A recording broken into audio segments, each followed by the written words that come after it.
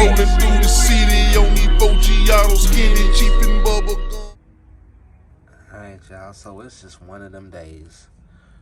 The day you be, well, as a bass head, something dread. My hands. I've been working hands. But anyway, just to clear the waters, this was user error back in the day. I fixed it. Nothing wrong with this repair. Solid. I've even tried to blow it. I got a witness.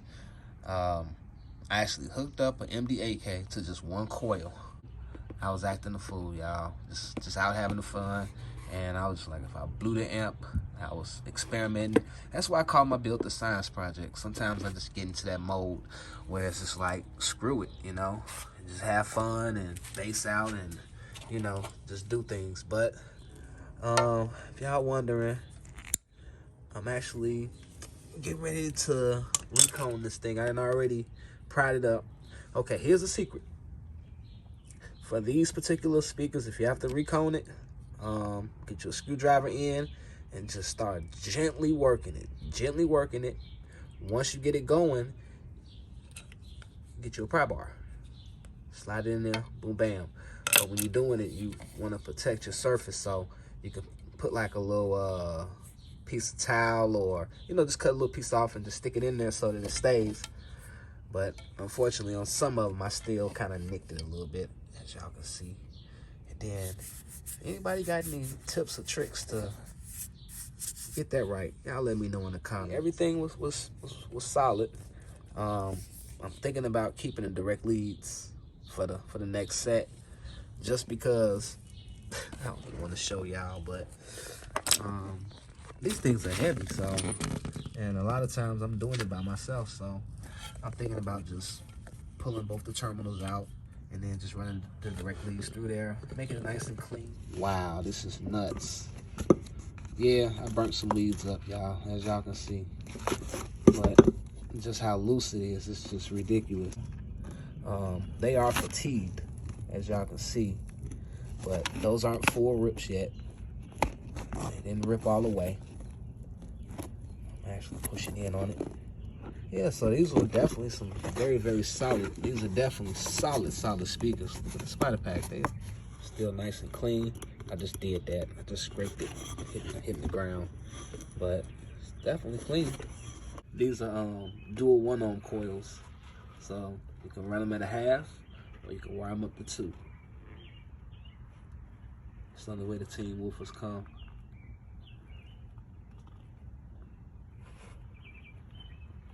No damage to the spider, except for my user error.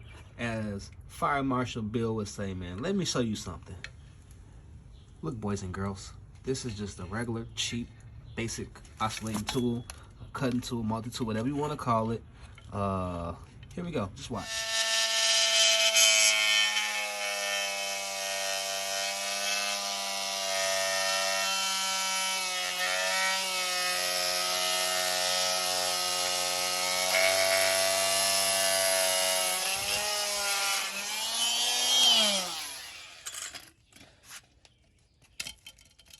Really though?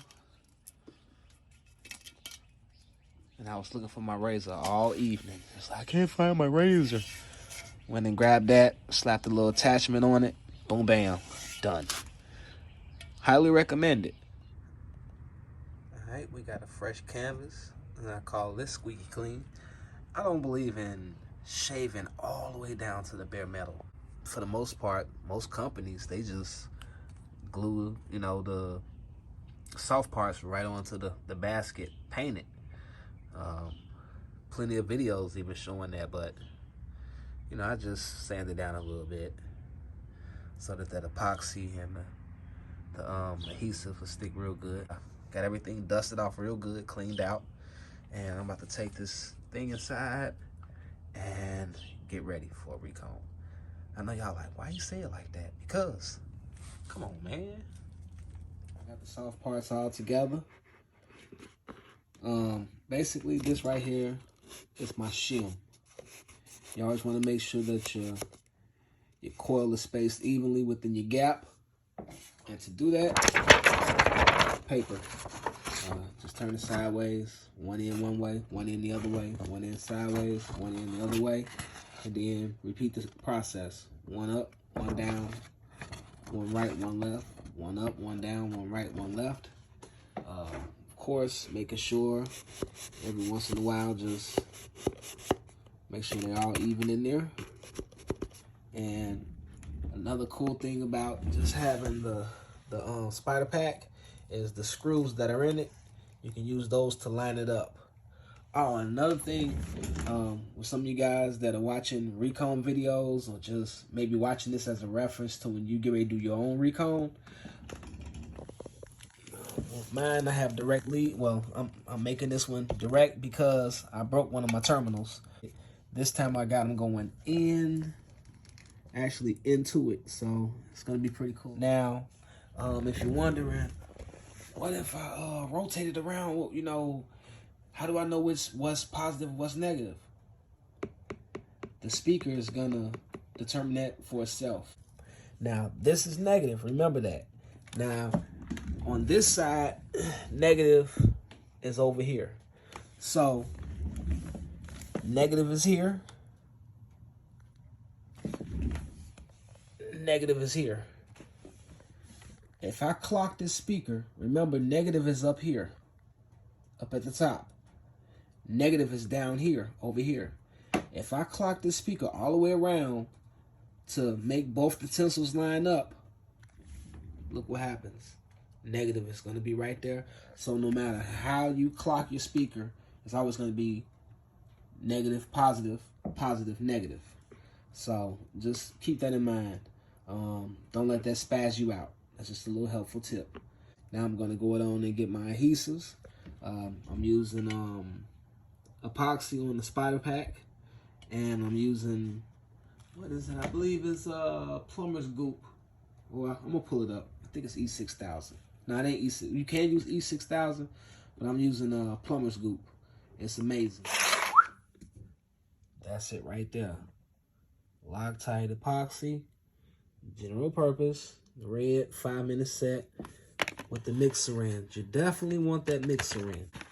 Then plumber's goop helps out for your surround. I am done with the Recone. Well, I just got a couple of screws I gotta put in, but for the most part, those screws was just to help me set my epoxy. I went ham on it. Hope it don't mess with me in the future. I did leave a few pockets open so that I can, you know, pry it just in case I have to Recone. Hopefully I won't, but just in case. This part right here, I'm thinking about getting it close to the spider pack and putting some epoxy on it. That way, you know, they don't short out against the basket. But of course, my dust cap job is according to how the subwoofer is.